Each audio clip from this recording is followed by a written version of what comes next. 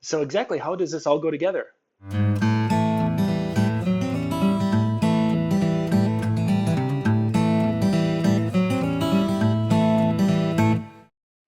Hey, this is John Young with Weekend Handyman. In the next series of videos we're going to be doing here, we're going to be talking about what you need to know to hook up a bidet or a spray nozzle to your toilet to be able to have that ability as we go into winter that you aren't going to be, getting a sore tushy. So today we're looking at what is coming out of the wall.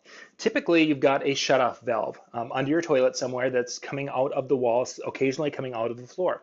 Those The shutoff valve will have these one side, the side that goes in with a copper or PEX. It generally has a threaded end. There might be sometimes where there's a sweat fitting on here. This particular one has a threaded end. That's the intake of it. The other side, in this particular case, is a 3/8 inch, which my water line here, there are different types of water line, by the way, for kitchen and bath. This particular one is for the bathroom, and I think this is a 20-inch one, but it has a 3/8 inch compression, and we'll put links in the description so you can find these things online so you can get these. But the important part is that the top is a 7/8 inch. Now, sinks are a little bit different size. This is for the toilet. In your kit that you have, whether it's a spray nozzle or the bidet, you're going to have this little T adapter. So you take the current one off, and then you can put this in there. The question becomes is, do we want to use a new one and replace it, or do we want to keep what's there? If you keep what's there, this is all hooked up, and it's just unscrew this from your toilet and put in that piece. Pretty simple and easy. But the problem is that if you take a look inside there, you'll see that there's a gasket right there. There's rubber gaskets on both ends, and these are basically sealed up by the pressure of them being together. Once you take them apart, so you take this one off the toilet, if it's been on there for a long time, this rubber can deteriorate and cause some issues. So it's best if your toilet's less than 5 years old and you know that this has been replaced in the last 5 years, maybe even 10 years, it's possible to reuse it. If your toilet's been in your house for years, I would recommend replacing this line. So in order to do that, you'd want to have two adjustable end wrenches, one to hold this because you can see it's got the little flat sides on it, so you can grab it with a wrench, not a plier. It's got to be an adjustable end wrench, would be your best in this case. So you can get it on there snug and it won't scratch it up. Then you take a second one and you do the other end, or kind of take it apart and then wind it in. Now to take it apart, you want to make sure you're holding onto it as you take it apart. So you're using your two wrenches to take it apart, and obviously once it gets to the finger tight you can do that, or finger loosen. But you want to make sure you're holding it securely because you don't want to break that seal that's over here. Now some people ask about Teflon tape. Do I need to use Teflon tape on this connection? Well, this particular one is a compression fit on both ends. So the way this seals up is that this goes screwed onto that, and then you have these little rubber gaskets in here that are kind of pressed, and that seals it. Where Teflon tape was something that would be giving you the seal out here on the threads. This is not that type of connection. This side is. You've got a threaded piece coming out of the wall that can go into here. You'd put the Teflon on that little threaded piece if you had to replace this, and then put this, tighten it up, and you're good to go.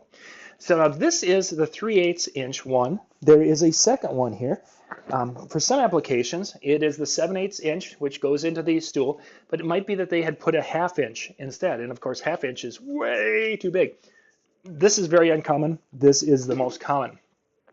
Again, the little T valve, which is the diverter, this would just go and you just hand tighten it. You see that this doesn't have the way to do the other. You would just tighten this up and you get it on there. Again, I would probably put something on here to support this, or I would maybe tighten it down below, or take it off and tighten it this way, and then attach something to that effect, because I don't want to have it so when I start turning one thing that I end up loosening the other. So you'd kind of support it, and you can turn this up in there. And right now it has made contact, and I can feel that the rubber, that it's as I'm tightening it up more, that the rubber is basically flexing to seal up on this, and then we'll have a nice solid piece. So let me show you how that works on the inside here. Is we have our piece here, that little rubber gasket will go and it will be pushed up in here, and it will, on the outer edges of it, it will go and kind of fit tightly against that. And once this is pulled tight in there, you won't have any leaks. So no Teflon tape, no Teflon tape on these, no Teflon tape on the little 3/8 inch, but if you had to replace this, there would be Teflon tape on here.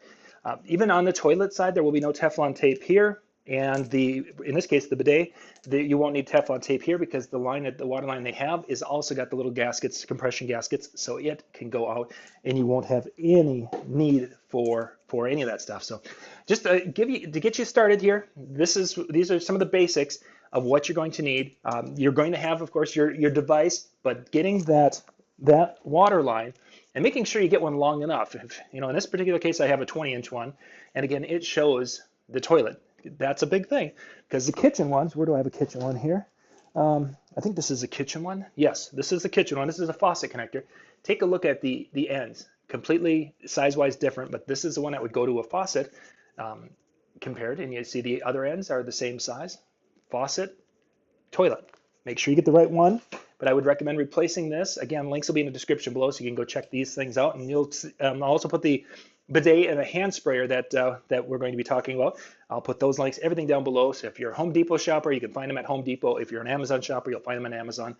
Yeah, this is the first one in a series. We're going to go in and talk more about how to do it, all the different things you need to know. So first step, get your device, then get yourself a new line and get ready to go and install that new device. For more tips and how-to videos, go to weekendhandyman.com.